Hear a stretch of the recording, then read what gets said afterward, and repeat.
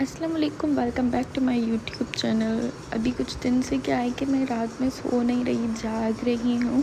नहीं तो क्या था कि मैं सो जाती थी, आधा घंटा 1 घंटा सो जाती थी, फिर तहज्जुद पढ़ती थी। लेकिन अभी कुछ दिन से जो है मैं जाग रही हूँ, क्योंकि मुझे कुरान पाक मुकम्मल करना था और अभी लास्ट 10 दिन बचे हैं। तो ज़्यादा से ज़्यादा आपने इबादत करनी है। तो रात में मैं जाग रही थी और मुझे क्रेविंग हो रही थी कि शहरी में कुछ अलग बनाऊँ। रोज़ चीज़ें खा खा के, सेम चीज़ें खा खा के जो है बोर हो रहे थे।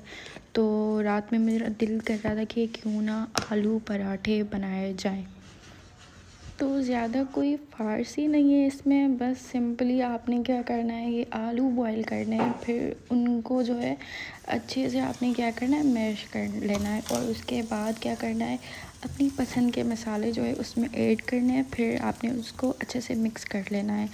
अपनी पसंद से जो भी आपको पसंद हो, आप इसमें प्याज भी ऐड कर सकते हो अगर आप चाहते हो तो। फिर बस उसमें फिलिंग कर लेनी है आपने, जितनी भी आपको अच्छी लगती है। ज़्यादा आपको अच्छे लगते हैं तो आपने ज़्यादा उसमें फिलिंग कर लेनी है।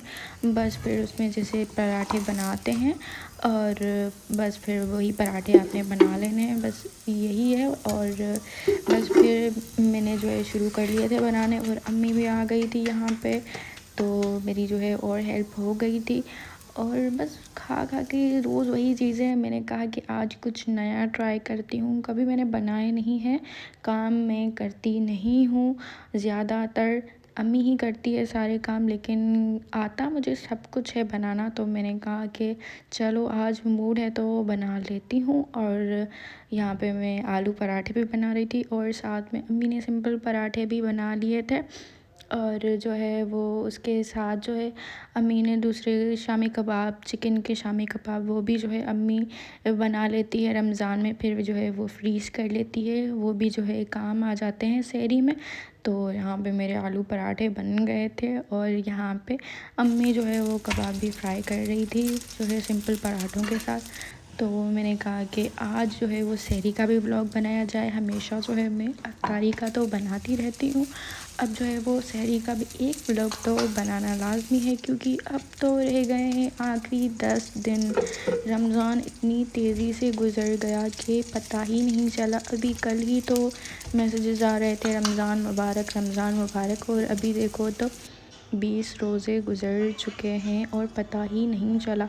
तो 10 रातें जो है वो बहुत ही अहम होती हैं। आपने ज़्यादा से ज़्यादा इबादत करनी है और रोज़े छोड़ने नहीं हैं। अल्हम्दुलिल्लाह मैंने सारे रोज़े रखे हैं, और कुरान पाक जो है मुझे कल मुकम्मल कर लेना है।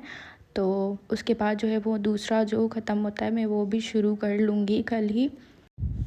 और अभी क्या है कि इतना ज़्यादा बिज़ी हो गई हूँ, इतना ज़्यादा बिज़ी, शुक्र है अल्लाह पाक का कि उसने जो है वो मुझे बिज़ी कर दिया है। नहीं तो जॉब भी चली गई थी तो और ज़्यादा मुझे डिप्रेशन हो जाता। लेकिन शुक्र है रमज़ान जो है हमेशा सही वक्त पे ही आता है। तो बस फिर मैं सो गई थी सहरी करके, नमाज़ पढ़ के, कुरान पढ़ के। तो फिर मैं उठ गई थी, फिर मैंने नमाज़ पढ़ी, फिर कुरान पाक की तिलावत की, फिर यहाँ पे अफ्तारी का भी टाइम हो गया था। अच्छा, कुछ लोग जो है उन्होंने मुझे मैसेजेस किए थे, ख़ास दुआ के लिए मैसेजेस किए थे काफ़ी लोगों ने। तो उनको मैं बता दूँ कि मैंने सबके लिए ही दुआएं की हैं। आप लोग भी हमेशा सबको दुआओं में याद किया करो, तो मैंने भी सबके लिए ही दुआएं की हैं। तो यहाँ पे जो है पकोड़े भी बन रहे थे हमेशा की तरह, बस ये तो ड्यूटी मिली हुई है पकोड़ों की। और पकोड़े आजकल बहुत अच्छे बन रहे हैं। टाइम के साथ जो है पकोड़ों में एक्सपर्ट हो रही हूँ मैं भी बनाने में। तो यहाँ पे सारी अफ्तारी जो है वो बन गई थी। तो बस वही चीज़ें होती हैं। और आज मेरी दोस्त ने बोला कि उसको जो है वो ईद की शॉपिंग करनी है। हमेशा मेरा यही होता है कि ईद पे मेरा दिल नहीं करता कि मैं जो है ईद के कपड़े लूँ। क्या होता है कि घर में ही तो बैठे होते हैं, तो मैं यही सोचती हूँ कि बस तैयार होके बैठूँ, किसको दिखाऊँ, क्या करूँ। लेकिन अच्छी बात यही होती है कि इतने आप लोग रोज़े रखते हो, उसके बाद ईद मनाना तो लाज़मी है हर मुसलमान पे।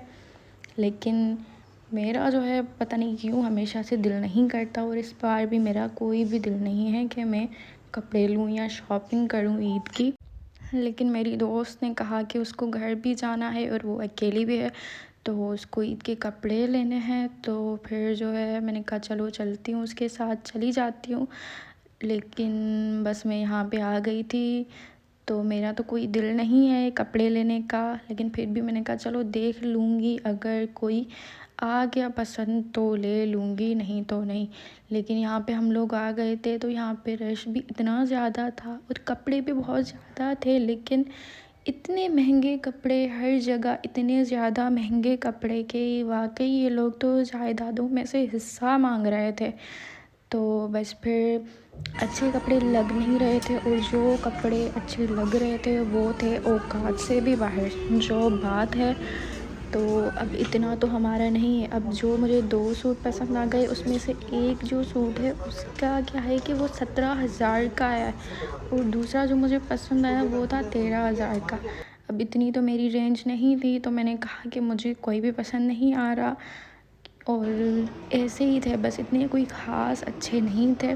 जो अच्छे थे तो उनका तो मैंने आपको बता दिया, तो मैंने अपने लिए कुछ भी नहीं लिया। उसके बाद हम लोग इतना ज़्यादा थक गए थे कि हमें जो है भूख लग रही थी। हमने इफ्तारी की थी, लेकिन अब इतना चले थे तो उसके बाद तो भूख लग जाती है यहाँ पे।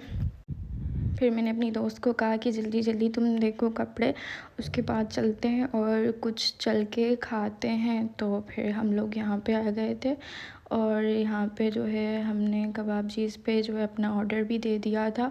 और बस यही था हमारा आज का व्लॉग। आज का व्लॉग कुछ ज़्यादा ही बड़ा हो गया है, तो कोशिश करती हूँ मैं, और अभी तो मैं बहुत ज़्यादा कोशिश कर रही हूँ कि ज़्यादा से ज़्यादा जो है व्लॉग्स बनाती रहूँ, और आगे भी इंशाल्लाह व्लॉग्स आते रहेंगे।